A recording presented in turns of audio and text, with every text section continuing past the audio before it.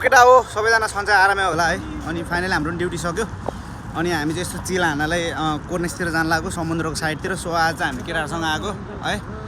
त्यो हो लाइफमा आफ्नो जति दुःख छ जति कुराहरू भए पनि त्यसलाई भुलाएर आफूले एउटा हुन्छ नि एउटा चिल पनि लिन सक्नुपर्छ होइन। अनि त्यही भएर म चाहिँ हरेक रात चिल लिन्छु क्या। फेरि यहाँ यस्तो छ ल साइडमा झिलिमिली छ होइन, चिल लिनुपर्छ होइन। थकान आफ्नो ठाउँमा चाहिँ दुःख पीडाहरू जति भए पनि होइन त्यो कुरालाई चाहिँ भुलाउनलाई एउटा राम्रो पिस ठाउँहरू चाहिन्छ। अनि त्यसको लागि चाहिँ हामी जहिले कोर्नेस आउँछौँ।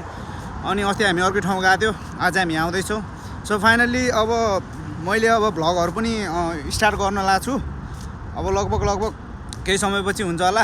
अनि त्यही हो साथीहरू, फेरि भेट्दै गर्छ नबिर्छ होइन।